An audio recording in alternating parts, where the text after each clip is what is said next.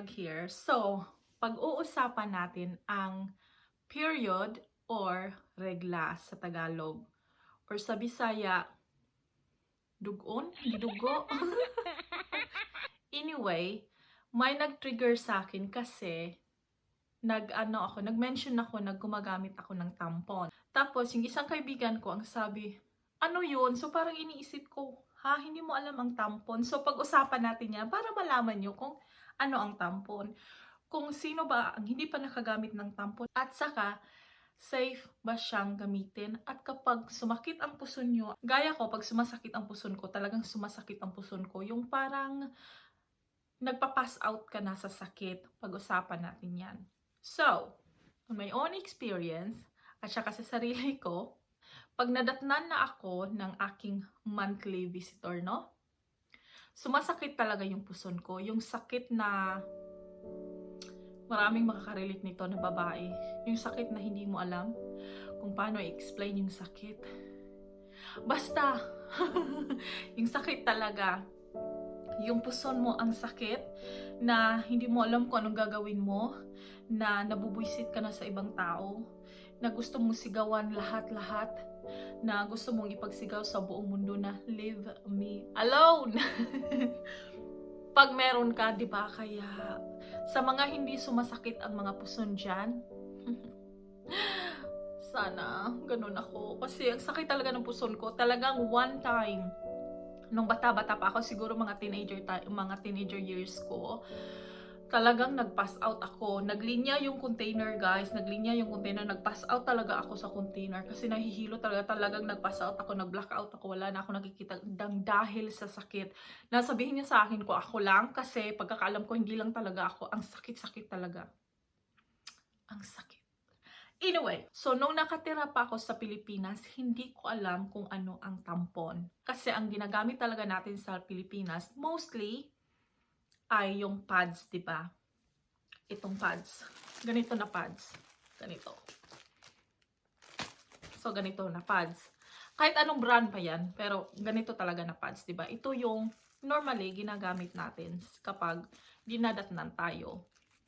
Tapos, nung tumira na ako dito sa UK, na-discover ko ang tampon. And I will show you. Ito yung ginagamit ko na tampon.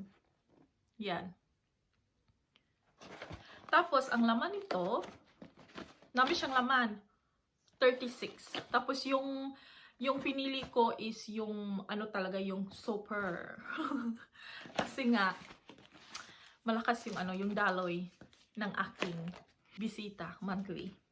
Ito yung tampon. Now, kung iniisip nyo, paano siya ilagay, ate? O paano siya ilagay? Kasi, stick siya. Nung una, okay, I will be so honest to you all na nanood dito na hindi pa nakagamit ng tampon. Nung una, nahihirapan talaga ako. Kasi pag pad siya, diba? Pag pad siya, ilagay mo lang siya sa pants. Tapos na. Tapos, okay ka na, go ka na. Pero ito, ilalagay mo to sa loob ng flower.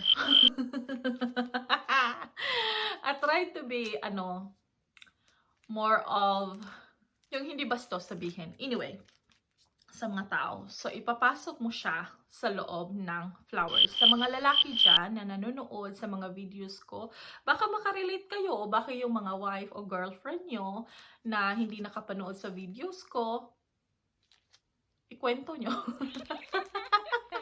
Anyway, so, tampon siya. Nung una kong gamit ng tampon, nahihirapan talaga ako kasi hindi ko alam kung anong gagawin ko. Ni-research ko pa siya, ni-YouTube ko pa siya kung ano talaga ang gagawin ko sa tampon. Until then, na-learn ko na sa sarili ko na ay ganito pala. So, ipasok mo siya. So, i-open ko siya para talaga makita nyo kung ano talaga ang nasa loob ng packet na ito. So, open mo lang siya. Guys, wala tong kabastusan kasi normal to eh. Ito talaga yung ginagamit kadalasan ng mga tao dito. As far as I know, yung mga tao na nakilala ko. Kasi, dun sa trabaho ko, may nag-a-ask na meron ba akong baon na tampon, mga ganun. So, alam ko, ginagamit talaga nila and it's everywhere dito. Kaya normal, ang tampon dito is normal lang talaga sa kanila. Yung tampon sa Pilipinas, hindi ko alam kasi nung nasa Pilipinas pa ako tumira back in 2007, wala akong nakikitang tampon sa atin. As far as I know ha, back then, hindi ko na alam ngayon kung mga tao gumagamit ba ng tampon. Pag binuksan mo siya, ito ang kanyang laman. Ito ang nasa loob. Ito ang laman. So, may different, hindi lang blue na kulay, may different color siya, may kung ano-ano. Tapos may sizes na kung anong sizes ang gusto mong kunin. Kasi ako ang tagal ko nang gumamit ng tampon, kaya alam ko na kung ano talaga ang suit sa akin, kung ano talaga ang gusto ko. Super, blah, small, ganito, ganito. So, alam ko na kung anong gusto ko, ano ang mag-work sa akin na tampon. So, ito siya. Tapos, ipapasok mo lang talaga siya sa loob. Okay? Sa loob ng iyong flower. At pagkatapos ng ipasok sa loob ng iyong flower, ipipost mo lang siya. Ganito. Ganyan. Ganyan lang. Tapos, andyan lang siya sa loob ng few hours. Hindi ko alam kung sinabi ba dito.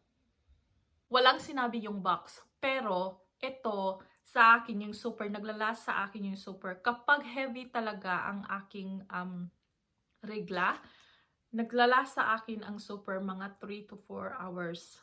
Pero, nagwe-wear pa rin ako ng pad kapag mga 1 to 2 to 3 days pa din yung regla ko. Kasi, malakas siya at saka kailangan ko nang, para hindi mag-stain, nag-wear pa din ako ng pad just in case. Pero ito na talaga yung ginagamit ko. Paano?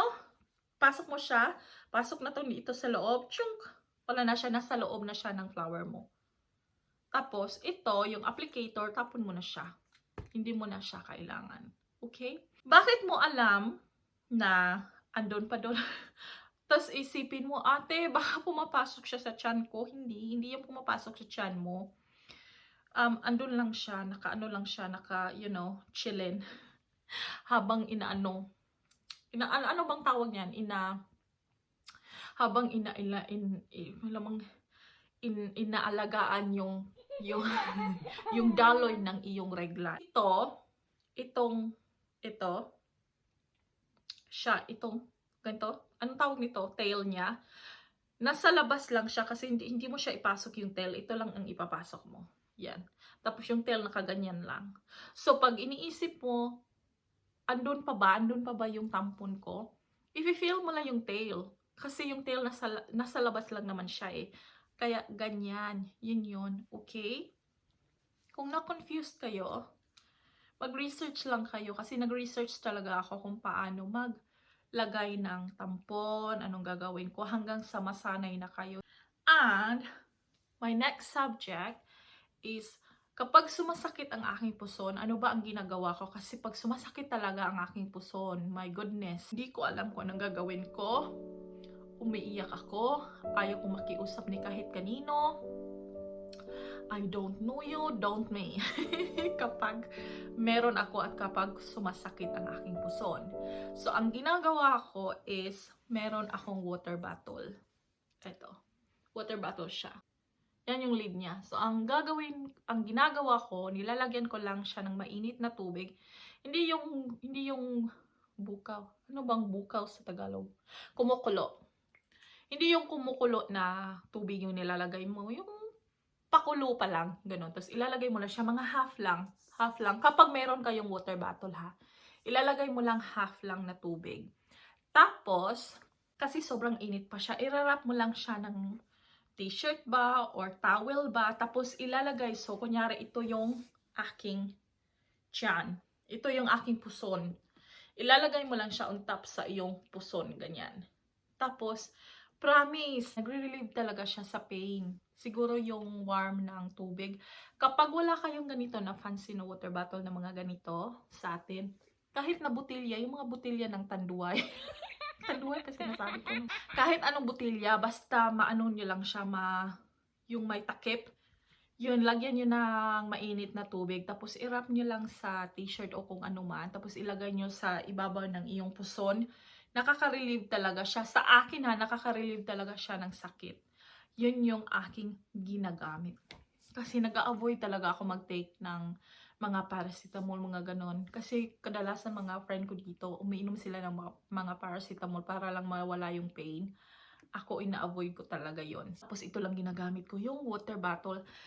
Kaya guys, hopefully, naka-learn kayo about tampon at naka-learn din kayo na kahit water bottle, nakaka-relieve din siya ng pain. And hopefully, nakaka-learn kayo sa aking lesson today. Kasi it's safe to use tampon, guys. Para sa akin, safe. Ang tagal ko nang gumagamit ng tampon since 2000, 2010. Gumagamit ako ng tampon 2010, ano na tayo, 2020. O 'di ba? Ang tagal-tagal na. Kaya para sa akin na tampon is safe to use. Pero kung ayaw niyo gumamit ng tampon, gumamit lang kayo ng pad. May mga question kayo guys, comment lang kayo below and kapag makatulong ako, then why not? Kaya thank you for watching. Bye!